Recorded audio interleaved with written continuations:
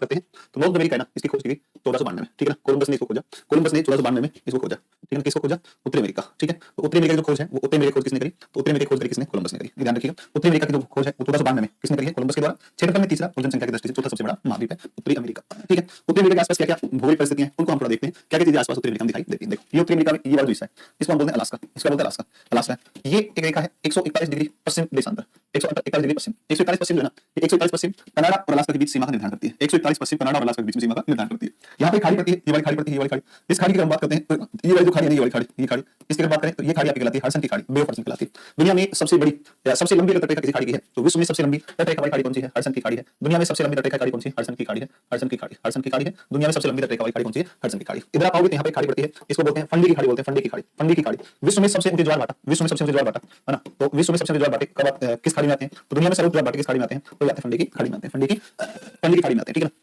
Fundy की खाड़ी में आते हैं, दुनिया में सर्वोच्च ज्वार भाटे आते हैं। यहाँ से यहाँ जब आप तक आएंगे तो यहाँ से यहाँ जब आप आएंगे तो ये जो खाड़ी आपकी आती है इस खाड़ी की हम बात करते हैं, ये जो खाड़ी की हम बात करते हैं तो ये जो खाड़ी है इसको बोलते हैं मैक्सिको की खाड़ी, मैक्सिको की खाड़ी, गल्फ ऑफ मैक्सिको। ये आपकी कौन सी? Gulf of Mexico. विश्व में क्षेत्रफल की दृष्टि से, विश्व में क्षेत्रफल की दृष्टि से सबसे बड़ी अगर गल्फ है तो दुनिया में क्षेत्रफल की दृष्टि से सबसे बड़ी गल्फ कौन सी है? तो दुनिया में सबसे बड़ी गल्फ कौन सी है? तो यह सबसे बड़ी गल्फ कौन सी? तो ये गल्फ आपकी जिसको बोलते हैं गल्फ ऑफ मैक्सिको है। गल्फ ऑफ मैक्सिको है दुनिया की सबसे बड़ी गल्फ, दुनिया की सबसे बड़ी खाड़ी। अगर बे सबसे बड़ी पूछता है तो विश्व की सबसे बड़ी बे आपकी कौन सी आती है? तो बे बंगाल आती है। अगर सबसे बड़ा प्रायद्वीप पूछता है तो प्रायद्वीप आता है। विश्व में सबसे बड़ा द्वीप पूछता है तो ग्रीनलैंड द्वीप आता है, ग्रीनलैंड, और इसकी राजधानी नूक है, नूक इसकी राजधानी है। और यह भौगोलिक रूप से उत्तरी अमेरिका लेकिन प्रशासनिक रूप से राजनीतिक रूप से इसका नियंत्रण डेनमार्क का जो कि यूरोपीय देश है, डेनमार्क का इस पर अधिकार है, ठीक है। फिर आप चलोगे आप इस तरफ आओगे तो नीचे मैक्सिको, नीचे ये Honduras, Nicaragua, Costa Rica, Panama, El Salvador, ये जो आपके सात देश आते हैं इनको मिडिल अमेरिका, मध्य अमेरिकी देश कहा जाता है, इनको मध्य अमेरिकी देश कहा जाता है। कनाडा और यूएसए के बीच में यहाँ पर आपको रेखा दिख रही है, इसका 49 डिग्री समांतर है मेरे भाई, 49 डिग्री समांतर जो रेखा है ना, 49 समांतर, या 49 समांतर जो रेखा या लाइन जो आएगी या 49 समांतर आपकी कनाडा और यूएसए के बीच सीमा का निर्धारण करती है। कनाडा यूएसए के बीच सीमा का निर्धारण कौन करती है? तो यह करती है 49 डिग्री समांतर। क्या कौन करती है? 49 डिग्री समांतर करती है। 49 डिग्री समांतर रेखा इस सीमा का क्या करती है? निर्धारण करती है। 49 डिग्री समांतर रेखा इसका निर्धारण करती है। ये मोटे-मोटे से प्रश्न इसके यहाँ पर इस डायग्राम से आते हैं, ठीक है। इस डायग्राम से आते हैं, यहाँ पर हमने लिखा है विश्व की सबसे लंबी तटरेखा हडसन की खाड़ी, क्षेत्रफल में विश्व की सबसे बड़ी गल्फ मैक्सिको है ना, और 49 समांतर यूएस कनाडा सीमा। दुनिया की सबसे शांत सीमा रेखा अगर कोई है तो दुनिया की सबसे शांत जो है रेखा कौन सी है? 49 ही आती है, 49। 141 अलास्का और कनाडा की सीमा बनाती है, 141 अलास्का कनाडा की सीमा बनाती है। ग्रीनलैंड विश्व का सबसे बड़ा द्वीप जिसकी राजधानी नूक है, भौगोलिक रूप से उत्तरी अमेरिका का हिस्सा परंतु प्रशासनिक रूप से डेनमार्क का अधिकार इसके ऊपर आ जाता है, ठीक है ना। हाँ सर इसको कैसे लिखें सर, इसको कैसे लिखें सर, इसको कैसे लिखें सर? अच्छा ये सुनो, इसको नहीं लिखना है, इसके नोट्स आपको प्रोवाइड करवा देना है, बढ़िया-बढ़िया A4 साइज के वे नोट्स उनका सीधे प्रिंट आउट निकलवा लेना, ठीक है ना। तो सारे महाद्वीपों के नोट्स 20 से 30 रुपए में, 40 रुपए में निकल जाएंगे, जितना लिखोगे उससे बेटर है आप वो पीडीएफ निकलवा लेना। फिलहाल देखो एडीओ का तुम्हारा पेपर है उसके लिए जो है आपको लिखने की जरूरत नहीं है। मैंने तो पहले कहा था कि महाद्वीपों को नहीं लिखना है कहीं भी, सीधे प्रिंट आउट डायरेक्ट निकलवा लेना है। अब तुम जबरदस्ती कहो ना लिखूंगी तो फिर क्लास के बाद में बैठ के लिख लेना, अभी सुन लो आप, ठीक है ना। तो हाँ यूरोप का अभी मैं दे दूंगा पीडीएफ, यूरोप का पीडीएफ मैं अभी दे देता हूँ। ये लो मैं तुम्हारी क्लास को रोकता हूँ, होल्ड करता हूँ 1 मिनट के लिए। मैं पहले तुम्हें यूरोप दे ही देता हूँ, ठीक है ना। मैं तुम्हें पहले यूरोप दे देता हूँ, उसके बाद में जो है उसके बाद में क्लास को स्टार्ट करते हैं। ये लो मैं अभी टीम को दे देता हूँ, बस ये लो, ये यूरोप गया है ना, यूरोप गया, ये गया, अपलोड कर दो इसको बैच के अंदर बच्चों के लिए। ये मैंने बोल दिया, बस ये गया, यूरोप गया। अब 3 महाद्वीप आपके उत्तरी अमेरिका, अफ्रीका और एशिया, इनका तुम्हें मिल जाएगा, चिंता नहीं करें बिल्कुल, ठीक है। अब सुनो आप, ये हो गया, अगली बात पर चलते हैं, नेक्स्ट चलते हैं। तो एक प्रश्न यहाँ पर आता है यहाँ की जलसंधियों का, ठीक है ना। तो यहाँ की जलसंधियों का एक प्रश्न आता है, तो जलसंधियां मैं आपको बता देता हूँ। देखो जलसंधियां कौन कौन सी है इसमें आप थोड़ा सा ध्यान दीजिएगा, ठीक है ना। जलसंधियां कौन कौन सी है, इन जलसंधियों पर आप आ जाओ एक बार, ठीक है। इन जलसंधियों पर आप आ जाओ, है ना, इन जलसंधियों पर आप आ जाओ, ठीक है। देखो इन जलसंधियों पर आप आ जाओ, देखो कौन कौन सी जलसंधियां कहाँ पर आपकी आएंगी, ठीक है ना। कौन कौन जलसंधियां कहाँ आएंगी आपकी, ठीक है। चलो कौन कौन जलसंधियां कहाँ आएंगी इस पर आप आ जाओ, ठीक है। तो इधर से आप देखोगे तो चलो छोड़ो इसको, मैं वैसे ही लेता हूँ। देखो यहाँ पे जलसंधि है और इसका ये चैनल है ना, एक चैनल है ये वाला चैनल, एक फ्लोरिडा जलसंधि, फ्लोरिडा स्टेट है, ये यहाँ पर आती है आपकी, ये आता है क्यूबा, क्यूबा चीनी का टुकड़ा कहते हैं। तो इसको बोलते हैं कौन सा, इसका क्या नाम, युकाटन, इसका नाम है युकाटन। और ये जो सागर है इसका नाम है कैरिबियाई सागर, ठीक है ना। तो ये कैरिबियाई सागर, इसका नाम है कैरिबियाई सागर। देखो मैं यहाँ पर इससे मार्किंग करता हूँ, इससे करता हूँ 1 नंबर, और ये यहाँ पर करता हूँ 2 नंबर, ठीक है ना। ये युकाटन चैनल हो गया, एक फ्लोरिडा स्टेट हो गया, है ना। एक हो गया 1 नंबर क्या हो गया, युकाटन, एक हो गया आपका युकाटन चैनल हो गया, युकाटन चैनल हो गया, युकाटन चैनल हो गया, युकाटन चैनल हो गया। और एक आपका कौन सा हो गया, फ्लोरिडा स्टेट हो गई, फ्लोरिडा जलसंधि हो गई, फ्लोरिडा जलसंधि हो गई, फ्लोरिडा जलसंधि हो गई। युकाटन चैनल, फ्लोरिडा जलसंधि, फ्लोरिडा जलसंधि, युकाटन चैनल और फ्लोरिडा जलसंधि। ये देखो आप एक बार इनके बीच में सबसे पहली बात, first of all Yucatan channel, इस युकाटन की बात करोगे तो युकाटन जो है बेटा ये मैक्सिको खाड़ी और कैरिबियन सागर, इन दोनों का आपस में जुड़ता है, इन दोनों का आपस में जुड़ता है। सुन लो एक बार, ठीक है ना। मेरे यहाँ पर पेज 10 रुपए लेता है, कोई बात नहीं, आप लिख लेना आराम से बैठकर बाद में, है ना। हाँ कोई बात नहीं, आप इसको लिख लेना बाद में बैठकर, कोई दिक्कत नहीं, ठीक है ना, हो जाएगा, बना लेना आराम से नोट्स, ठीक है। हाँ पटना में 65 पैसे में पेज निकालता है ना। देखो तो ये युकाटन हो गया, और मेरे भाई युकाटन आपका आएगा मैक्सिको खाड़ी कैरिबियन सागर, इन दोनों का आपस में जुड़ेगी युकाटन, ठीक है। और ये यहाँ पर आपका जो है मैक्सिको और किसके बीच में पड़ता है आपका, ये पड़ता है क्यूबा के बीच में पड़ता है। ऊपर फ्लोरिडा जलसंधि है, क्यूबा और फ्लोरिडा मतलब अमेरिका के बीच में, क्यूबा अमेरिका के बीच में, मैक्सिको खाड़ी और अटलांटिक महासागर का आपस में जुड़ता है। अटलांटिक महासागर को इससे मैक्सिको खाड़ी के साथ में जोड़ने का काम करता है, ओके। ये हो गया आपको यहाँ पर, ये आपको यहाँ पर हो गया। आगे चलते हैं, अब दूसरी बात पर चलेंगे, तो दूसरी बात पर चलेंगे तो सेकंड थिंग क्या है आपकी बेटा, दूसरा है आपके यहाँ पर, ठीक है ना। ये यहाँ पर आपका है ना, तो ये यहाँ पर आपकी जलसंधि आती है, ठीक है ना। एक यहाँ पर आती है, ये जो सागर है इसको बोलते हैं लैब्राडोर सागर, है ना, ये कौन सा है, लैब्राडोर सागर पड़ता है, लैब्राडोर सागर पड़ता है ना। और ये डेविस स्ट्रेट है, डेविस स्ट्रेट है, डोवर तो यूरोप में थी, है ना। और ये आपका बैफिन सागर, और इनको आपस में जोड़ने का काम करती है ना। और ये आपका कौन सा है, लैब्राडोर सागर, लैब्राडोर सागर, लैब्राडोर सी है, लैब्राडोर सागर, इनको आपस में जोड़ता है कौन सा, ये आपका डोवर स्ट्रेट है, ठीक है ना। ये कौन सा स्ट्रेट आएगा, नहीं डेविस स्ट्रेट आती है, डेविस स्ट्रेट, ठीक है ना। डेविस स्ट्रेट आती है आपकी, डेविस स्ट्रेट आपकी आ जाती है, डेविस स्ट्रेट आपकी आ जाती है। नेक्स्ट चलते हैं, अगली बात पर चलते हैं, अगली बात पर चलोगे तो देखो इसमें अगला पीडीएफ लेते हैं, अगली पीडीएफ पर आप चलोगे तो नेक्स्ट देखो आप एक बार, अभी देखो अब हम आते हैं नेक्स्ट इसमें, तो अब आते हैं उत्तरी अमेरिका के पर्वत कौन कौन से, माउंटेन्स कौन कौन से माउंटेन्स हैं, पर्वत कौन कौन से, इस पर हम आते हैं, ठीक है ना। पर पर्वत कौन कौन से, बहुत इंपॉर्टेंट ये टॉपिक है पर्वतों का, ये पर्वत का टॉपिक इंपॉर्टेंट है। यहाँ पर कई सारे माउंटेन्स आपको देखने को मिलेंगे, तो बहुत इंपॉर्टेंट माउंटेन्स आपके होंगे, ठीक है ना। तो माउंटेन्स देखो यहाँ पर प्राचीन वाली पर्वत भी है, ज्वालामुखी पर्वत भी है, और उसके अलावा आपके जो है नवीन वाली पर्वत भी आपको देखने को मिलेंगे, ठीक है ना। नवीन वाली पर्वत भी आपको देखने को मिल जाएंगे। देखो बेटा एक बार इसमें कौन कौन से हैं, तो जब आप इसमें चलोगे तो देखो इसमें एक सेकंड,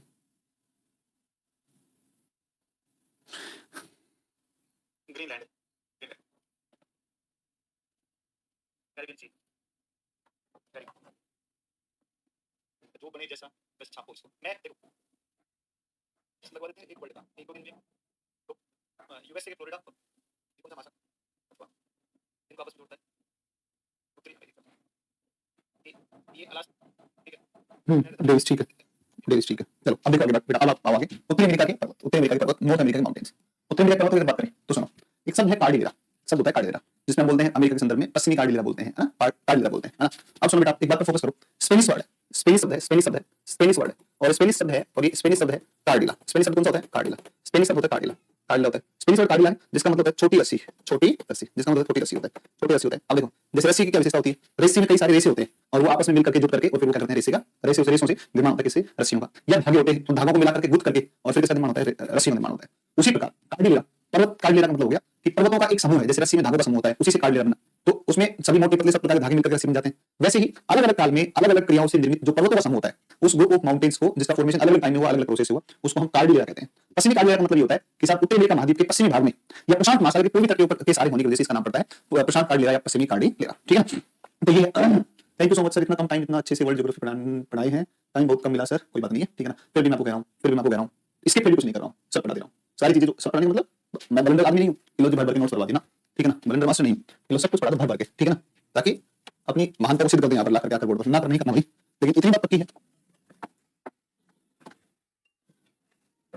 इतनी बात पक्की है कि तुम्हारे एग्जाम के लिए जो सीधा सीधा काम का कंटेंट है वो जरूर आपको मिल जाएगा, ठीक है। चलो अब देखो इसमें आप कि अलग अलग समय पर बताऊं निर्माण वाले अलग प्रक्रियाओं से बना, तो देखो आप इसमें पश्चिमी कार्डिलेरा, ठीक है ना, तो पश्चिमी कार्डिलेरा है, पश्चिमी कार्डिलेरा है, प्रशांत कार्डिलेरा उत्तरी अमेरिका के पश्चिमी तट के समांतर अलास्का से मैक्सिको तक विस्तृत है। देखो ये यहाँ पर कौन सा महासागर है, प्रशांत महासागर, ये उत्तरी अमेरिका महाद्वीप है, इसमें अलास्का से लेकर के और मैक्सिको तक पर्वतों का क्या मिलता है, समूह मिलता है, पर्वतों का मिलता है, इसे हम प्रशांत कार्डिलेरा या इसको हम क्या कहते हैं, पश्चिमी कार्डिलेरा के रूप में इसको हम जानते हैं, पश्चिमी कार्डिलेरा या प्रशांत कार्डिलेरा के नाम से इसको हम जानते हैं। सुनो इसमें एक आता है रोकीज पर्वतमाला, रोकीज माउंटेन आता है, ठीक है ना। सुनो बच्चा ध्यान दो एक बार, दूसरी बात बताओ कि जैसे आप सभी जानते हैं कि अल्पाइन भूअंचल में हिमालय बना, अल्पाइन भूअंचल में हिमालय का फॉर्मेशन हो, सभी को पता है, बिल्कुल सामान्य बात है, इंपॉर्टेंट चीज भी है, हिमालय बना अल्पाइन भूअंचल टर्सरी काल में, उसी दौरान एक पर्वत उत्तरी अमेरिका बना जो कार्डिलेरा का हिस्सा है, और उसका नाम देखो किन से बना, जब टक्कर हुई इस प्रशांत प्लेट और इस उत्तरी अमेरिकन प्लेट की, इन दोनों प्लेटों के अभिसरण से और रोकीज पर्वत का विस्तार हुआ टर्सरी काल के दौरान, प्रत्येक काल के दौरान अल्पाइन भूअंचल जिसे अल्पाइन ओरेगन कहा जाता है उस समय, और ये जो पर्वत बना इस पर्वत का नाम है रोकीज। तो देखो इसमें लिखा है कि अल्पाइन भूअंचल यानी अल्पाइन ओरेगन के दौरान टर्सरी काल में निर्मित नवीन पर्वतों का नवीन पर्वत है, इसमें इस रोकीज के अंतर्गत इसमें अलास्का रेंज आती है, मैकेंजी रोकी श्रेणियां शामिल की जाती है, अलास्का मैकेंजी रोकी, अलास्का मैकेंजी रोकी, अलास्का रेंज, ये अलास्का, ये मैकेंजी, अलास्का मैकेंजी और ये कौन सा रोकी, अलास्का मैकेंजी और कौन सा रोकी, ये तीन पर्वत समूह किसमें शामिल किए जाते हैं, ये रोकीज के अंतर्गत शामिल किए जाते हैं। रोकी अपने आप में एक है,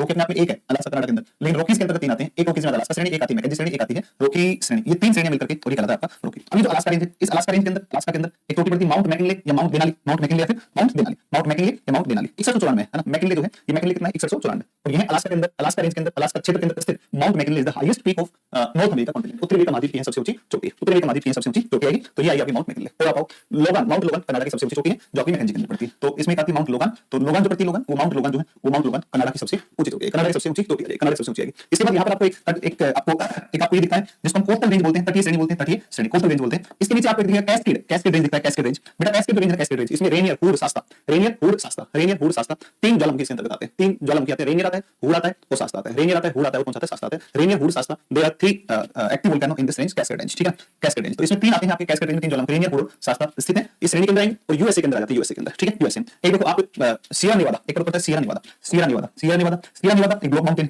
ये सियरा मादे देखो, एक ओरिएंटल, पूर्वी के लिए शब्द मिल जाता है ओरिएंटल, और पश्चिम के लिए कहता है ऑक्सीडेंटल। तो पूर्वी बोलेंगे तो ओरिएंटल, तो ये तो ओरिएंटल सियरा मादे और ये ऑक्सीडेंटल सियरा मादे। सियरा नेवादा ऊपर हो गया अमेरिका के अंदर, और अमेरिका मतलब यूएसए के अंदर। सियरा मादे जो है, सियरा मादे ये दक्षिण में आपका नीचे की तरफ आपका आएगा, और ये सियरा मादे आपका मैक्सिको में आएगा, ओरिएंटल सियरा मादे और ऑक्सीडेंटल सियरा मादे, है ना। तो ये सियरा मादे है, ये मैक्सिको के अंदर आ गया, सियरा नेवादा आपका यूएसए में आ गया, और ऊपर इसके कौन आ गया, कैस्केड आ गया, कैस्केड, और उसके ऊपर कोस्टल रेंज, उसके ऊपर अलास्का रेंज, ये है। और यहाँ ऊपर आप देखोगे तो अलास्का ऊपर आपका यहाँ पर आती है, जिसको बोलते हैं कौन सा, जिसको बोलते हैं कौन सा, ब्रुक्स रेंज आती है, ब्रुक्स रेंज आती है। इस अलास्का और ब्रुक्स रेंज के बीच में पठार है, जिसको यूकोन प्लेटू, यूकोन नदी जहां से बहती है उसको यूकोन पठार के रूप में जाना जाता है, उसको यूकोन पठार के रूप में जाना जाता है। मेरी बात समझेंगे, समझे बताओ, मेरी बात क्लियर हुई कि नहीं हुई बताओ, ये बताओ। थोड़ा थोड़ा सा मुश्किल है, मतलब टफ नहीं है, थोड़ा सा समझ में नहीं आया, थोड़ा पढ़ने में इसलिए मुश्किल होगी, ये सब चीजें मुझे लगता है बहुत सारे लोग पहली बार सुन रहे होंगे इन सब के बारे में, है कि नहीं।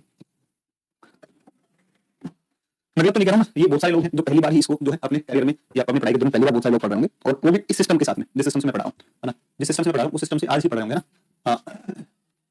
कोई बात नहीं, कोई बात नहीं, कोई बात नहीं। तो ये क्लियर हुआ कौन कहां पर लोकेशन समझ में आई। तो एक पर्वत है यहाँ पूर्वी तट पर, यहाँ पर जिसके जिसको बोलते हैं अपलेशन, अपलेशन पर्वत आता है, अपलेशन पर्वत आता है, अपलेशन माउंटेन आता है, अपलेशन माउंटेन आता है।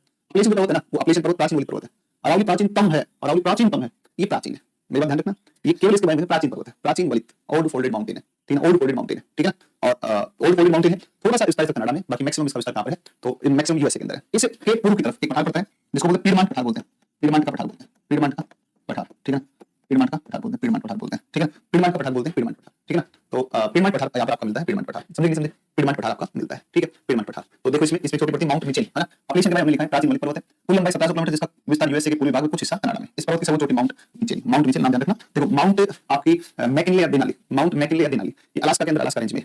माउंट लोगान कनाडा की सबसे ऊंची है, और माउंट मिचेल जो है 237 मीटर, माउंट मिचेल अपलेशन पर्वत की सबसे ऊंची चोटी है। अपलेशन प्राचीन वलित पर्वत आता है ना, प्राचीन वलित पर्वत आता है कौन सा, अपलेशन, ठीक है ना। तो प्राचीन वलित पर्वत आपका अपलेशन आ जाता है, ठीक है। नेक्स्ट चलते हैं अगली बात पे, चलते हैं अगली बात पर आप आओ, ठीक है, अगली बात पे आप आओ, अगली बात पर आप आओ। तो मैं आपको बताऊं कि ये और देखो, हाँ ये देखो, ये क्या हुआ ना कि पीडीएफ हमारे पास में मिस हो गई थी, है ना, पीडीएफ मिस हो गई थी। तो पीडीएफ तो मिस हो गई, तो टीम ने क्या किया, फिर वो जो क्लास था उसी में से कट करके लगाया फिर पीडीएफ, है ना, उसी में से कट करके लगाया फिर। तो उसमें मेरी फोटो भी आ गई उसके अंदर, है ना। तो ये देखो आप, इसमें थोड़ा सा आपको दिखने में थोड़ी सी कठिनाई हो सकती है हल्की फुल्की, लेकिन मैं सारा आपको बता दूंगा एक करके अच्छे से, ठीक है। देखो बेटा इधर देखो, यहाँ पर आप आओगे तो यहाँ पर आपका ये वाला देखो, सबसे पहले यहाँ पर आप आओ, सबसे पहले एक नंबर पे हम एक पठार पढ़ते हैं, और इसका नाम है यूकोन पठार है, यूकोन पठार, यूकोन प्लेटू, है ना, ये यूकोन प्लेटू है ना, यूकोन प्लेटू है। सुनो बेटा ध्यान दो, ऊपर आपकी पर्वत है जिसको बोलते हैं ब्रुक्स रेंज, है ना, इसका नाम है ब्रुक्स रेंज, है ना, brooks range, brooks range, brooks range, यहाँ ब्रुक्स रेंज। नीचे आप लोग नीचे, तो ये नीचे कौन सा, अलास्का रेंज है, ये आपका कौन सा, अलास्का रेंज है। इसके बीच में पठार है यूकोन पठार, यूकोन प्लेटू है, और यूकोन नदी बहती है बेरिंग सागर के अंदर जाकर ये गिरती है, ठीक है। तो ये आपकी बेरिंग संधि में जल संधि गिरने वाली नदी कौन सी है, इसका नाम कौन सी, यूकोन नदी। यूकोन पठार ब्रुक्स और अलास्का रेंज के बीच में स्थित है, तो अलास्का और ब्रुक्स रेंज के बीच में स्थित है अलास्का का यूकोन का पठार, अलास्का और ब्रुक्स रेंज के बीच में अलास्का, ये यूकोन प्लेटू हो गया। फिर बेटा इस तरफ आ गया आपका एक श्रेणी कौन सी आ गई, मैकेंजी आपके पीछे में पड़ा है अर्लियन, और एक आपकी कोस्टल रेंज आ गई। नीचे आप चलोगे तो इस मैकेंजी नीचे रॉकी पर्वत है, और इसके पश्चिम में आपका कैस्केड, ये रेनियर हुड शास्ता, ये किसमें, रेनियर है आपका, हुड है, और आपका कौन सा शास्ता, रेनियर हुड शास्ता यहाँ पर इसी में आएगा, ठीक है। ये रेंज आपकी कौन सी, cascade range, cascade range, cascade range आपकी, कैस्केड रेंज। सुनो बेटा ध्यान से, अगली बात पर आओ, नेक्स्ट आप आओ, अगली बात पर आओ। ये आपका जो रॉकी और जो आपका कैस्केड रेंज है, रॉकी और कैस्केड रेंज है, इस पर इसके मध्य में कोलंबिया, कोलंबिया प्लेटू, है ना, तो कोलंबिया प्लेटू है आपका, कोलंबिया का पठार, कोलंबिया का पठार है, कोलंबिया पठार है किसमें, तो कोलंबिया पठार आएगा रॉकी और कैस्केड रेंज के बीच में, रॉकी और कैस्केड रेंज के बीच में आएगा, रॉकी और कैस्केड रेंज के बीच में आएगा कोलंबिया का पठार, यूएसए में है, कैस्केड और रॉकी पर्वतों के बीच में है। और इस पठार का निर्माण ज्वालामुखी के उद्गार से हुआ, form by the volcanic eruption, ज्वालामुखी उद्गार और ज्वालामुखी उद्गार से इस पठार का निर्माण, जिसको हम कोलंबिया पठार के नाम से जानते हैं। कोलंबिया पठारी क्षेत्र में एक नदी बहती है, उसका नाम हम कोलंबिया नदी रखते हैं। तो कोलंबिया नदी है वो इस पठारी क्षेत्र के ऊपर बहती है, कोलंबिया, जिसकी सहायक नदी स्नेक है, स्नेक इसकी सहायक नदी। तो दो पठार में यूकोन और कोलंबिया, यूकोन पठार ब्रुक्स अलास्का रेंज के बीच, अलास्का में आएगा, और यूकोन नदी पर बहती है, और रॉकी और कैस्केड के बीच में आपका कोलंबिया का पठार आता है ना, कोलंबिया का पठार आता है, कोलंबिया का पठार आता है, ठीक है, कोलंबिया का पठार आता है। इसके बाद में चलते हैं नेक्स्ट, नेक्स्ट चलते हैं दो में, फिर अपन चलते हैं तीसरा, तीसरा देखते हैं, तीसरा थर्ड आप देखो, इस पर ध्यान दो, इस पर थोड़ा फोकस करो। दो के बाद में तीसरा, तीसरा आपका कौन सा आता है, तीसरा आता है ग्रेट बेसिन, ग्रेट बेसिन आता है, बहुत important great basin. Great basin को अगर आप याद कर लोगे तो बहुत अच्छा रहेगा, आप हो सकता है बेनिफिट ये दे जाए ना एग्जाम में, हो सकता है आपको बेनिफिट दे जाए पेपर में, कहीं ना कहीं इधर उधर से कुछ चर्चा इसकी आ जाए, ठीक है। तो आप देखो कैस्केड रेंज और कौन सी, और आपका रॉकी पर्वत, कैस्केड रेंज और रॉकी पर्वत, देखो कैस्केड रेंज और रॉकी पर्वत, देखो यहाँ पर, ये यहाँ पर ग्रेट बेसिन, यहाँ पर ग्रेट बेसिन, यहाँ पर आपका सियरा नेवादा भी आता है, सियरा नेवादा, है ना, Sierra Nevada, Sierra Nevada range, ठीक है, ब्लू माउंटेन है, और ये आपका ग्रेट बेसिन आपका आ गया, ठीक है। ये आपका कौन सा आ गया, ग्रेट बेसिन, ग्रेट बेसिन, मतलब ग्रेट बेसिन ना केवल इनके बीच में है रॉकी और कैस्केड, जबकि रॉकी, कैस्केड और सियरा नेवादा इनसे घिरा हुआ है। देखो ये इंटरनल ड्रेनेज का सिस्टम है, ध्यान रखना, इंटरनल ड्रेनेज का सिस्टम है, ठीक है। हम्बोल्ट रिवर इसमें बहती है, हम्बोल्ट रिवर इसमें बहती है, और सागर में नहीं जाती है, इसी के अंदर जो है जाकर विलुप्त हो जाती है। जैसे हमारी लूनी है, जैसे घग्गर है, उसी प्रकार से ये भी एक नदी है, ठीक है, और ये इसी में विलुप्त हो जाती है। कौन सी नदी आपकी, ये आएगी आपकी हम्बोल्ट। इसी हम्बोल्ट रिवर के तट पर साल्ट लेक सिटी पड़ता है, जो ग्रेट बेसिन के अंदर स्थित है। ये एक dry semi arid climatic conditions यहाँ पर मिलती है, क्योंकि बारिश बहुत ज्यादा यहाँ पर नहीं होती, ठीक है ना, बारिश बहुत ज्यादा नहीं होती है, तो शुष्क एक ड्राई या एरिड प्लेटू रीजन है। और इसके ही दक्षिण में, ग्रेट बेसिन के दक्षिण में मोजे डेजर्ट, मोजे मरुस्थल का विस्तार पाया जाता है। तो ग्रेट बेसिन के दक्षिण में मोजे मरुस्थल मिलता है, और इसके अंदर डेथ वैली नेशनल पार्क, इसके अंदर आएगा कौन सा, डेथ वैली नेशनल पार्क, इसी ग्रेट बेसिन के अंदर आपको पड़ता है डेथ वैली नेशनल उद्यान, राष्ट्रीय उद्यान इसके अंदर स्थित है, डेथ वैली नेशनल उद्यान है, ठीक है। इस बेसिन में हम्बोल्ट रिवर के तट पर साल्ट लेक सिटी आ गया, देखो कैस्केड और सीरा नेवादा, तो उस तरफ कौन सा, रॉकी, कैस्केड, सीरा नेवादा, रॉकी पर्वत, इनसे घिरा हुआ है कौन सा, ग्रेट बेसिन। शुष्क है, ड्राई प्लेटू रीजन है, क्योंकि उधर से जब पवन आती है तो उधर से आने वाले पवनों को रोक लेता है, इधर से पवन आती है तो इसको कैस्केड और सीरा नेवादा बारिश होने देता है। ये आपका एक प्रकार से इसमें रेन शैडो एरिया के अंदर, रेन शैडो रीजन में लोकेटेड है, अवस्थित है, बारिश होती नहीं, तो नदी निकल के आती है जिसका नाम हम्बोल्ट है, हम्बोल्ट रिवर इसी के अंदर समा जाती है, हम्बोल्ट के किनारे साल्ट लेक सिटी बसा हुआ है, साल्ट लेक सिटी बसा हुआ है, तो इंटरनल ड्रेनेज है, आंतरिक प्रवाह का सिस्टम है, नदी जो हम्बोल्ट है वो यहीं पर समाती है, कहीं बाहर नहीं जाती, ध्यान रखना। और शुष्क है, ड्राई प्लेटू रीजन है, और डेथ वैली नेशनल पार्क इसमें आएगा, इसके दक्षिण में मोजे मोरसल आपको देखने को मिलता है, मोजे मोरसल आपको देखने को मिलता है, मोजे मोरसल आपको देखने को मिलेगा। आगे चलते हैं और 4 नंबर पे, 4 पे चलोगे आप तो 4 नंबर पे क्या चीज इसके अंतर्गत आती है, तो सुनो भाई 4 नंबर पे कौन कौन क्या आता है, तो 4 पर आप चलोगे तो 4 नंबर पर जो आपका आएगा वो क्या आएगा, सुनो 4 नंबर पर आप आओ, एक पठार आता है कोलोराडो का पठार, कोलोराडो का पठार आता है, कोलोराडो बेटा सुनो बहुत इंपॉर्टेंट है, कोलोराडो प्लेटू बहुत इंपॉर्टेंट है, ठीक है ना। तो कोलोराडो प्लेटू बहुत इंपॉर्टेंट है, और राजस्थान में औसत वर्षा 50 सेंटीमीटर के आसपास, अराउंड 50 सेंटीमीटर के आसपास होती है ना, 50 के आसपास, 55 लगभग है ना। देखो कोलोराडो का प्लेट है, कोलोराडो पठार, ये आपकी जिन श्रेणियों के बीच में है उनका नाम है वासाद श्रेणी और सियरा नेवादा, इनके बीच में आपका पठार है कौन सा, कोलोराडो का पठार। कोलोराडो पठार के ऊपर नदी बहती है, उसका नाम है कोलोराडो रिवर है। कोलोराडो नदी दुनिया की सबसे बड़ी कैनियन का निर्माण करती है, विश्व की सबसे बड़ी canyon form by the Colorado river, ठीक है, कोलोराडो पठार। फिर आप देखो एक है मैक्सिको प्लेटू, मैक्सिको में 2 पर्वत आपको बताए, Sierra Nevada, Sierra Madre, Oriental Occidental, Oriental और ऑक्सीडेंटल, ये बताया इसके बीच में कौन सा मैक्सिको का पठार है, ओरिएंटल सियरा माद्रे और ऑक्सीडेंटल सियरा माद्रे, उनके बीच कौन सा मैक्सिको का पठार है। एक बेटा ओजाक पठार, ठीक है, ओजाक इंपॉर्टेंट है, ध्यान दे एक बार। देखो बेटा एक नदी है इसका नाम है मिसिसिपी, एक नदी है इसका नाम मिसौरी, मिसिसिपी मिसौरी दोनों मिलती हैं, मिसिसिपी मिसौरी नाम से गिरती है मैक्सिको खाड़ी में, इसके मुहाने पर एक नदी बसा हुआ है New Orleans, bird foot delta, पक्षीपात डेल्टा है, पंजाकार डेल्टा का निर्माण करती है, पक्षीपात डेल्टा निर्माण करती है। और यहाँ पर इसकी जो साइड नदियां हैं ओहायो, टेनेसी है ना, आर्कनसास और एक है रेड, एक नदी कौन सी रेड, आर्कनसास और रेड नदियों के बीच यूएसए में जिस पठार का विस्तार मिलता है उसी पठार को हम कहते हैं ओजाक पठार कहते हैं, ओजाक प्लेटू कहते हैं, ओजाक पठार कहते हैं, ठीक है, ओजाक पठार कहते हैं। ओजाक पठार का विस्तार आर्कनसास और रेड नदियों के बीच में, आर्कनसास और रेड नदियों के बीच में आएगा, आर्कनसास और रेड नदियों के बीच आएगा कौन सा, ओजाक पठार आएगा, ओजाक पठार आएगा। फिर मैंने अभी आपको बताया था अपलेशियन पर्वत के पूर्व में, अपलेशियन पर्वत के पूर्व में ये जो पठार, ये जो पठार, ये जो पठार अपलेशियन के पूर्व में, ये पठार कौन सा है, ये पठार कौन सा है, इसका नाम पीरमांट पठार, तो पीरमांट जो पठार है वो अपलेशियन के पूर्व में स्थित पठार है, अपलेशियन के पूर्व में। लैब्राडोर पठार कनाडा, देखो आप याद करोगे मैंने बताया लैब्राडोर की सागर बताया, लैब्राडोर, तो यहाँ पर ये जो सागर है इसका नाम लैब्राडोर सागर है, तो यहाँ पर जो पठार आएगा उसको लैब्राडोर पठार, मतलब कनाडा का उत्तरी पूर्वी हिस्सा है, यहाँ पर लैब्राडोर पठार का विस्तार पाया जाता है, विस्तार मिलता है, लैब्राडोर पठार का विस्तार मिलता है, लैब्राडोर पठार का विस्तार मिलता है, समझे नहीं समझे, तो ये लैब्राडोर का पठार आपका यहाँ पर हो जाता है, लैब्राडोर का पठार हो जाता है। तो इस प्रकार से आपका ये आपका लैब्राडोर पठार आ गया। तो ग्रेट ये हाँ ये तो मैंने आपको बता ही दिया, great salt lake, salt lake city, salt lake city बता दिया, ठीक है, साल्ट लेक सिटी बता दिया। नेक्स्ट आप देखो अगला, अगला देखो, अगला देखते हैं, 15 तक होगी ना, 15 नंबर तक होगी, 16 नंबर नहीं है इसमें, सीधा 17 नंबर है, ठीक है, 16 नंबर जो है गायब है, 16 नंबर गायब है, 16 नंबर गायब है, तो 16 नंबर गायब है, इसका मतलब इट मींस बेटा इससे बड़ी असुविधा होगी इसमें ना, मुझे भी खुद को भी, क्योंकि इसमें कुछ स्लाइड्स पता नहीं सेव क्यों नहीं करी, क्या हुआ क्या नहीं हुआ मुझे भी नहीं पता है। अरे मेरे सुंदर बेटा आ गया भाई, मुझे कह रहा है पापा सुंदर,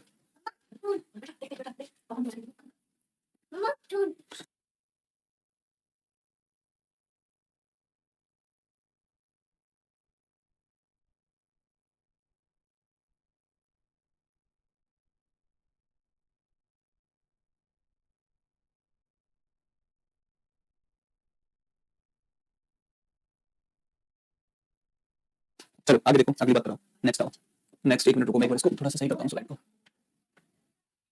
तो ये सेव नहीं हुआ ना, फिर हमारी टीम ने क्या किया ना कि इसको वहीं से कट कर लिया सीधा क्लास से, क्लास में जो आपका बनता है ना,